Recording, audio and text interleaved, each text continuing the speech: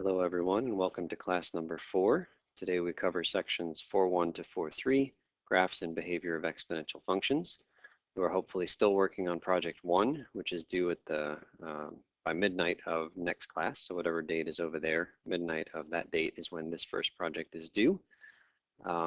Quiz number 1 is officially due by midnight of tonight. So hopefully you're working on that. There's information about the quizzes on the syllabus as well as on Moodle. Let's go ahead and take a look at the class notes for for class number 4. Exponential functions have the form p of t equals a times b to the t, or f of x equals a times b to the x. B is positive and not 1. We talked last time about why b is bigger than 0. I guess we didn't talk so much about why that is, but we just said that it avoids some technical issues. And b not equal to 1, because if b equals 1, then these are very boring functions. Note that a is the initial amount of stuff at time t equals 0, and b is the growth factor. We'll use these formulas above in today's activity, but we'll do one quick example now. The activity is at the end of the materials here. From ESPN the magazine, dated December 12, 2011, a program from the 1903 World Series in which the Boston Americans defeated the Pittsburgh Pirates sold for $241,500 at a recent auction.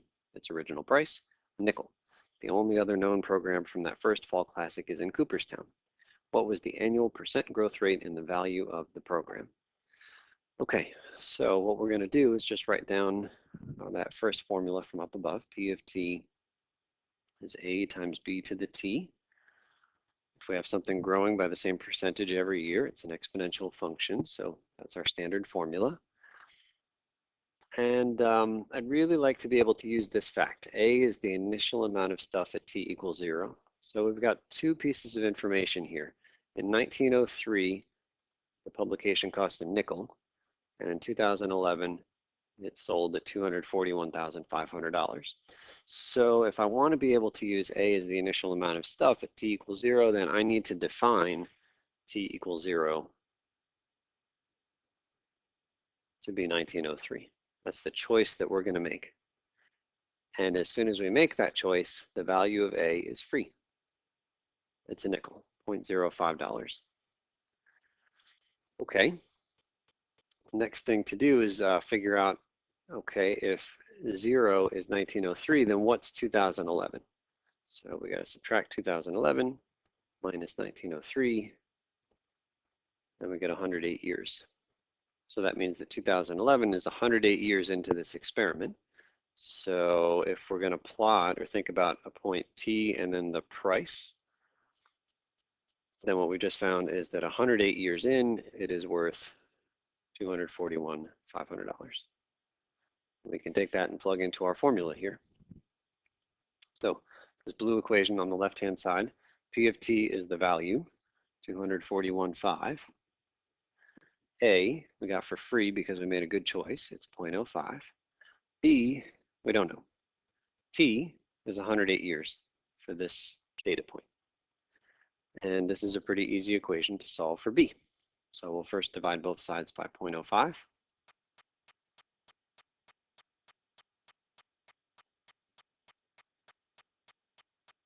And then how do we solve that for B? Take the 98th root of both sides.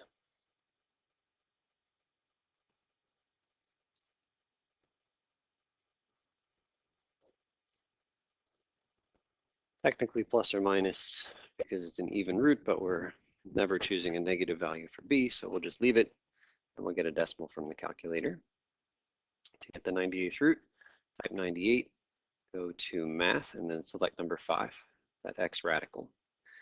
Need parentheses here, 241,500 divided by 0.05. Something is funny here. Oh, somehow I've turned it into a 98 instead of, oh goodness, instead of a 108, so let's fix that. So that should be 108, and so should this one right here.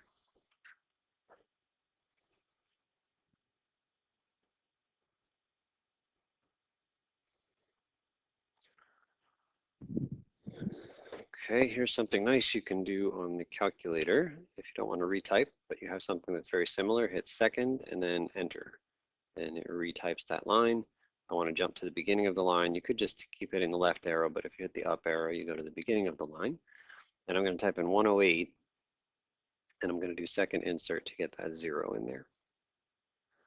So that's it, 1.153.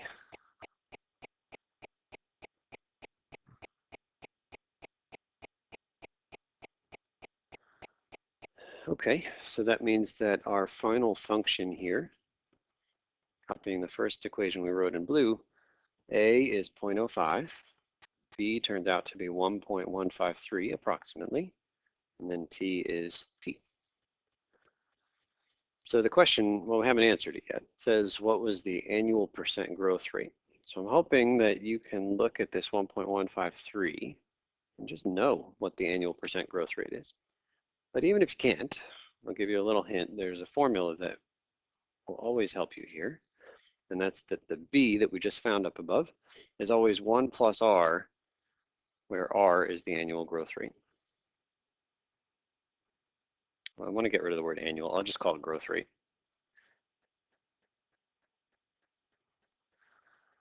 Okay, so then if we just plug in the information we found, the B we got was 1.153. That's equal to 1 plus R. And then solve for R by subtracting 1. So we get the R is 0.153 or 15.3%. So that nickel investment, if you put it in a bank that was getting 15.3% interest every year, and you let it grow for 108 years, then your nickel would grow to $241,500. Moving on to the next part.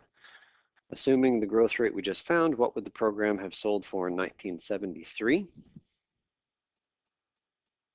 Okay, so let's figure out what the value is for T here. So we've already decided that T equals 0 is 1903.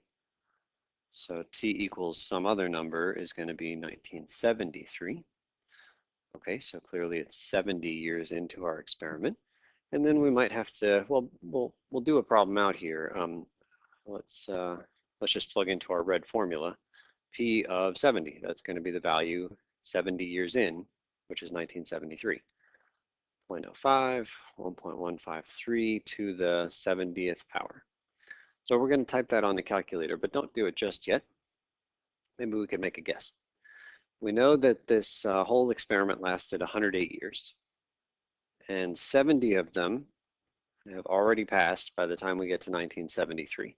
So roughly 70 years in the beginning, and then another 40 years at the end is about 108 years. So we've already seen 70 years behind us, and then there's only 40 years to go.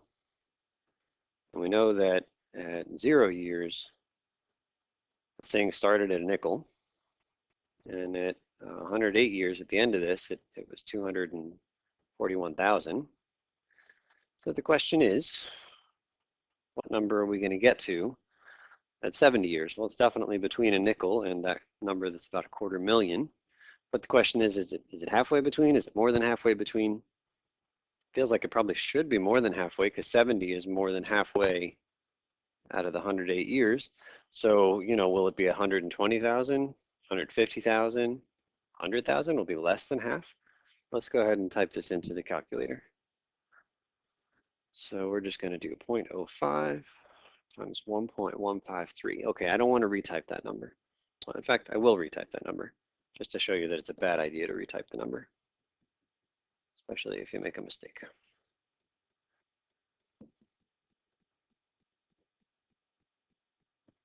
Okay, 1.153 raised to the 70th power.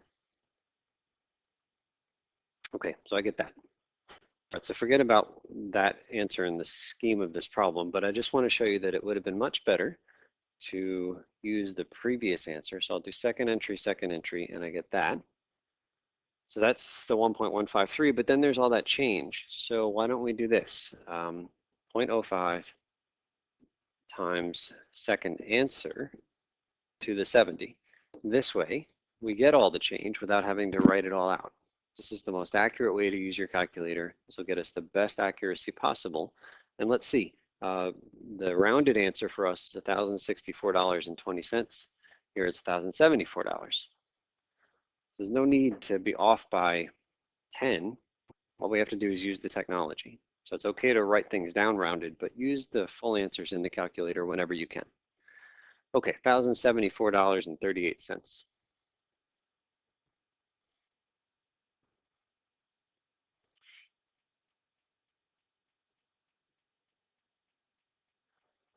That's it. You've waited 70 years and you have $1,000 to show for your efforts. In the next 38 years, that 1,000 is going to grow to almost $250,000. Intuition often fails us when we think about exponential growth functions. I've read someplace that our minds, the human mind, was not trained to handle thinking about exponential growth. We're just not good at it. Number 2, many word problems involve examining end behavior of a function. That is, examining what happens to the function as the independent variable goes to plus or minus infinity. On the axes below, sketch an exponential growth graph and an exponential decay graph. Write formulas for your graphs. So go ahead and do that now. Pause the video and come back when you're ready.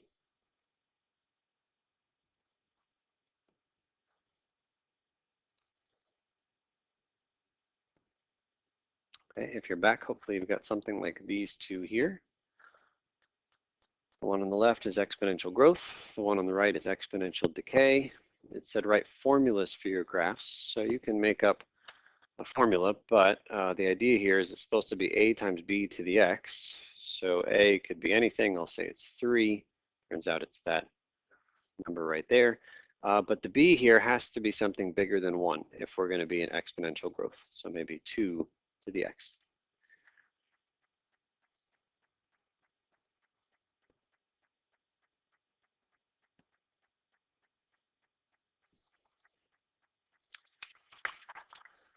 For the other graph, we need to have we need to make sure that b is less than 1. So I'll make up a number. I'll say that that's 5. So this is 5 times. But now we got to have something less than 1. So maybe 2/3 to the x. Reading down at the bottom of the screen, each of the graphs above has a horizontal asymptote. What is the horizontal asymptote for each graph? So the answer in both cases is the x-axis, which is also known as the line y equals 0. So every exponential function has a horizontal asymptote that is the x-axis. Moving on to the next page. 3. Here's some notation that will come up repeatedly in calculus. For one of the graphs above, we say as x goes to infinity, f of x goes to 0. Or limit as x goes to infinity of f of x is 0. We write this as, and then there's a bunch of symbols that will look like gobbledygook until you get used to it. Limit as x approaches infinity of the function f of x is 0. So taking a look at the graph, let's take a look at this one here on the right-hand side. I'll write the symbols. Limit as x goes to infinity of f of x equals something. Okay, so let's take it piece by piece. As x goes to infinity, that means you run this way. F of x is the y values. So the question is, what happens to the y values as you run to the right forever? What do they approach? They approach the number 0. So we say the limit is 0, and it's okay to put equals here. I want you to put equals there. Even though we never technically get to 0, these symbols mean it's okay to not get there. It just means you get arbitrarily close to there. Let's go back to this page here, number 4. It says for each of the two graphs above, find limit as f of x, limit as x goes to infinity of f of x, and limit as x goes to minus infinity of f of x. Practice using the notation. So so let's go back and I'll just show you what we mean, and then you're going to pause. But I've written down here in red that for this function right here, the exponential decay, the limit as x goes to infinity to the right of the y values is 0. I would also like you to write down the limit as x goes to minus infinity of f of x. It is equal to something. It's not 0, but it's something. And then I want you to write those two sentences again over here, but these things right here will not be the same. So pause the video and practice that symbol writing, and then come back when you're ready.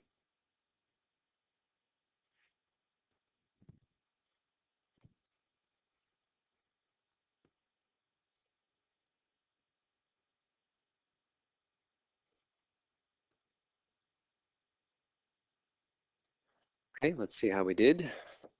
So for this bottom right limit, x is going to minus infinity. That says go out that way. So as you run out that way, what happens to the y values? They go up forever, and the symbol for that is positive infinity. In the first graph, limit as x goes to infinity. That means you go this way forever. What's happening to the y values? They're going up forever. So this answer is also positive infinity. And then last one, x goes to minus infinity. That means go left forever. What happens to the y values? They get closer and closer to 0. True, they never get to 0, but we still say the limit is 0. The limit equals 0. Number 5, sketch the graph of a function that satisfies, and then there are two different conditions here. So pause the video, see if on the left-hand set of axes you can draw a graph that satisfies these two conditions here. And on the right-hand set of axes, try to draw something that satisfies those two conditions. Come back when you're ready.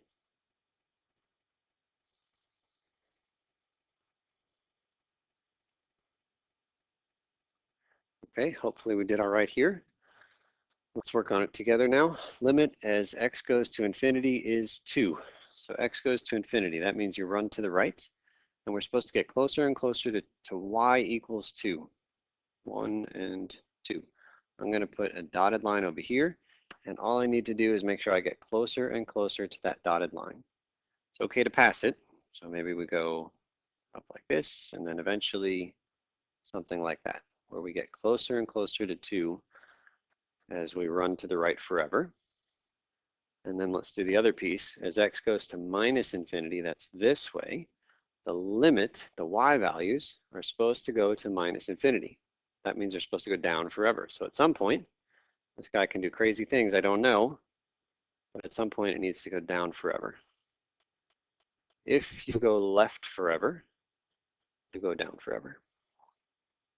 Lots of answers are okay here, but at the far right and far left, you need to get closer and closer to 2 and minus infinity respectively.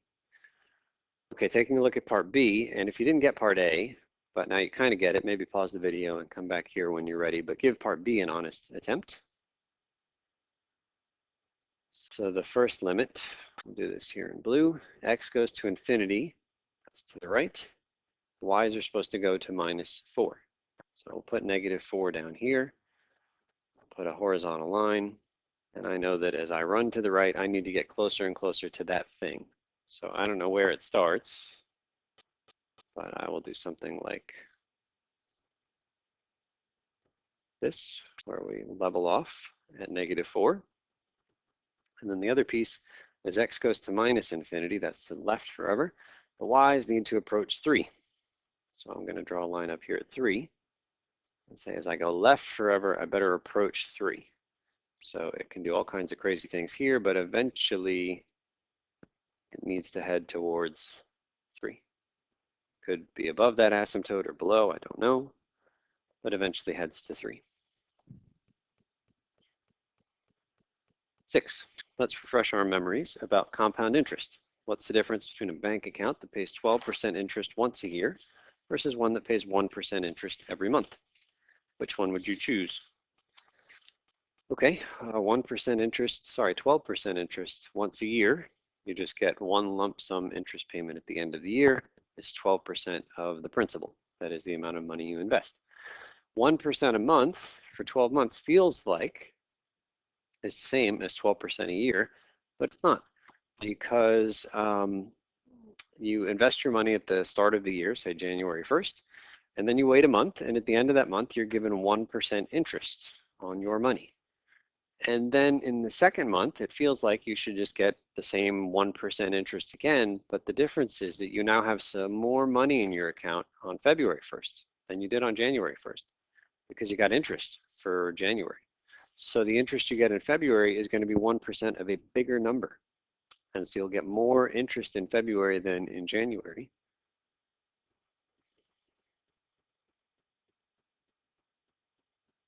And that trend will continue. Every month you'll get more interest than the previous month.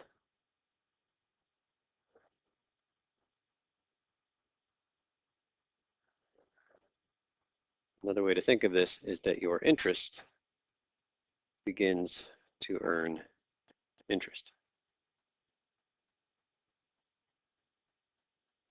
So that's better. Better for you as a investor anyway. Number 7, here's the formula for compound interest.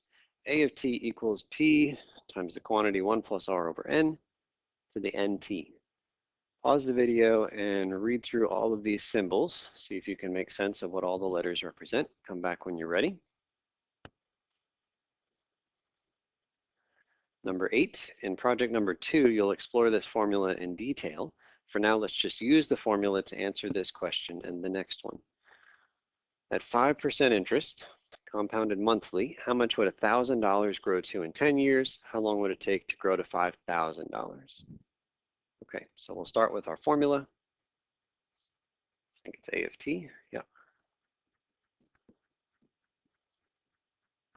I think it's probably a good idea just to practice writing this formula a couple of times. That might help you remember it. And now we plug in numbers for all these letters. P is the principal, that's $1,000. 1 plus R is the interest rate, 5%, always as a decimal when we use this formula, divided by N. N is the number of times interest is compounded each year. Because interest is compounded monthly, N is 12 months in a year. To the NT, N is still 12, T is the number of years, 10. Okay, so we're just going to type this into a calculator, and whatever we get will be our answer.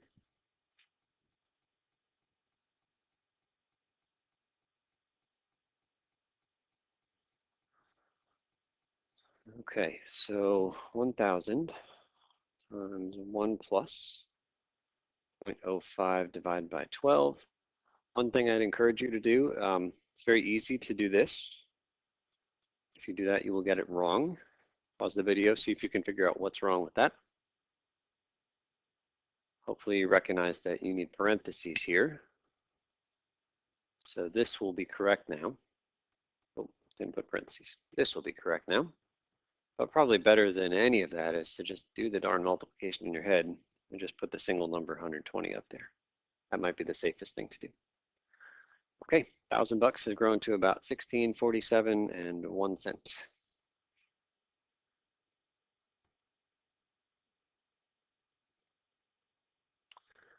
Okay, next question. How long would it take to grow to 5,000? Okay, let's see if we can use our formula again. But now A of t is given. That's the final value, 5,000. Principal is still 1,000. 1 plus, still 0.05, still divide by 12, still to the 12. But now the variable is t. That's the unknown. Okay, so let's see if we can make any headway here. So we can divide both sides by 1,000. This just becomes 5. 1 plus 0.05 divided by 12. I'll get a decimal there just so we can write it in a different way. So about 0.004.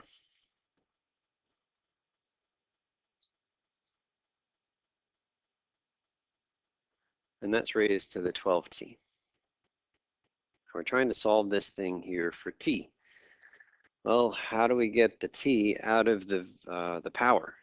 The variable here is up in the power. How do we reach it when it's up there? Well, at the moment, we don't have the tools to do so. You might have in your past seen these tools, and so it's perfectly fine to use them. Maybe pause the video now and practice. But for our purposes, without the tools formally at this point, we can't technically solve this for t algebraically. I guess what we could do is graph both sides of that equation and intersect.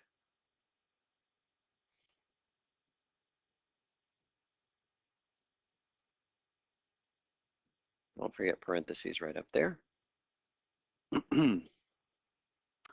Okay, normally I like zoom 6. That's the standard window, minus 10 to 10 on both axes.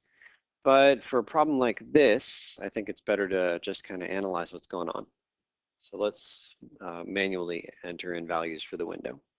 Okay, X is playing the role of T, that's time. What's the smallest time that makes sense? 0 years. Okay, let's guesstimate how long we think it's going to take for the money to grow to 5,000.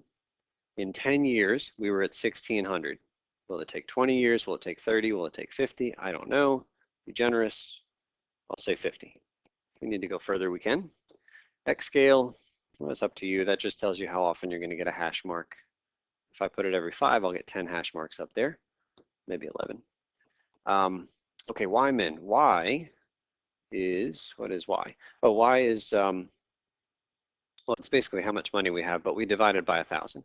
So we're trying to figure out, we're trying to see Y equals 5. So as long as you include 5 in this window, then you should be totally good. I'll just go 0 to 10. So I'm expecting to see a horizontal line right through the middle, and then this exponential growth function, and if we've got a good window, it will intersect in the window. Success. And if you didn't have a good window, you could adjust it, but I think it's worth spending 60 seconds thinking about the window. It can be very frustrating and tedious and time-consuming, randomly searching around for the graph, especially if the correct window involves numbers that are very big. Second calc.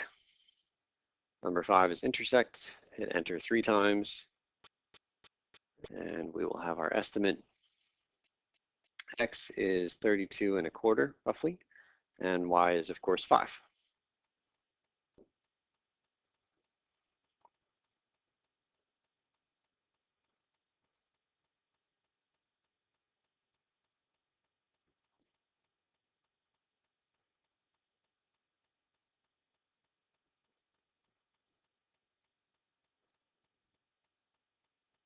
Okay, so we'll say 32.26.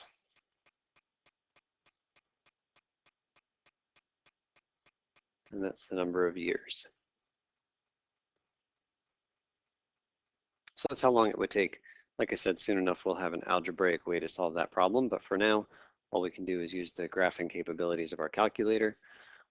We picked a good window here going out to 50, but what if we had been on the standard window? Well, we'll just clear everything and just go standard window. So we'll see a horizontal line, we'll see the exponential growth function gradually start to inch upward, but it's not going to intersect on this window. So this tells me I need to look to the right. I don't want to call this a mistake that I see a lot of folks make, but going up by 1s or 5s or sometimes even 10s can take an awful long time. The correct answer here is 32. Right now we're only up to 20. If the correct answer were 5,000 years because we were looking at some like radioactive decay business, we wouldn't want to sit here going up by 10s. So I'd encourage you, if you really want to play this game, maybe multiply by 10. And even if you way overshoot, which we will, you'll still at least see the answer on the window. And then if you really want, you can resize the window so that it only contains the important parts of the graph. But going up by 10s is not always the best way to do it. Number 9, there are 2 ways to describe an interest rate: the nominal rate, or APR, for annual percentage rate, and the effective rate, or APY, for annual percentage yield, how much interest it actually earns in a year. So 2 very similar acronyms: annual percentage rate, annual percentage yield. The yield is what the thing is truly worth. The rate is just kind of this on the surface way to name the thing. For a bank that pays 12% annual interest once a year, well, you get what you get. You get 12% at the end of the year. 12% is the nominal rate, the named rate, and it's also the effective rate. You just get 12% and you get it once at the end of the year. But if you have a bank paying you that same 12% in annual interest, so still that's the nominal rate is 12%, but now the interest is compounded monthly, then the effective rate is actually more than 12%. You'll end up effectively getting something a little more than 12%.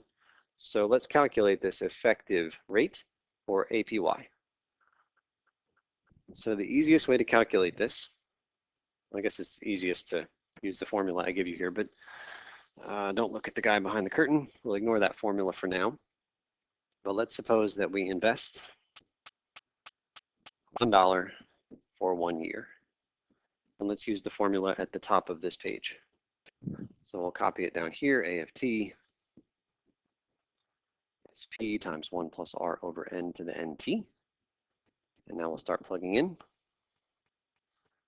So if we plug in 1 year for time, then $1 for P, the interest rate in this problem is a 0.12. Remember, always write the interest rate as a decimal, divided by N is the number of times interest is compounded every year. Monthly means 12 times per year. Raised to the NT. N is still 12. It's the denominator of that fraction. T is how many years? We said we were investing for 1 year. So if we crunch through this calculation, and do it on the calculator, then I think the answer to this problem will be just staring right at us. So what are we doing here? 1 plus, that's just 0.01, but I'll type it in anyway, raised to the 12 times 1, which is just 12. 1.1268.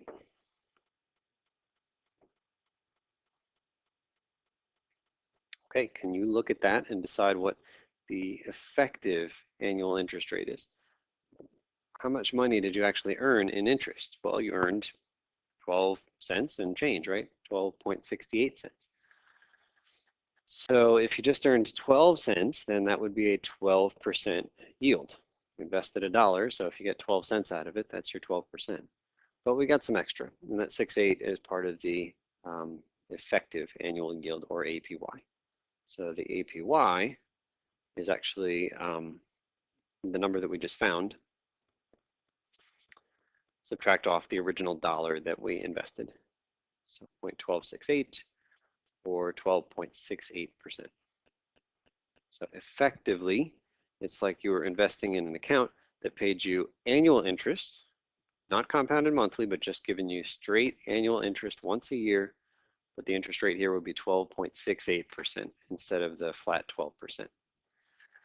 Okay, so now we can look behind the curtain and we can use this formula. Hopefully it'll make some sense. If you just plug in 1 plus R over N, still 0.12, still 12, raised to the 12. Notice there's no T up there because we're assuming 1 year. And then subtract 1, you'll see it's exactly what we did up above.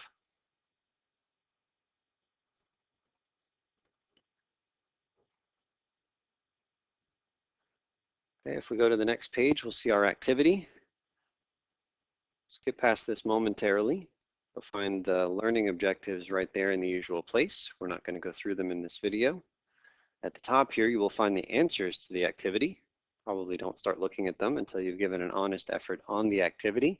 Just like I said in the last video, I think that it's really worth your time to work through the activity, give it a good try. Before you look at the answer key, before you look for the video, you'll find a video of me going through the answers in this answer key. If you go on YouTube, type in this title, 108 class 4 activity, no spaces in there. You'll find a video of me working through all of these problems. Additionally, you can look at the PDF of the filled in notes, which will have color solutions inside of here as well, and that's posted on Moodle.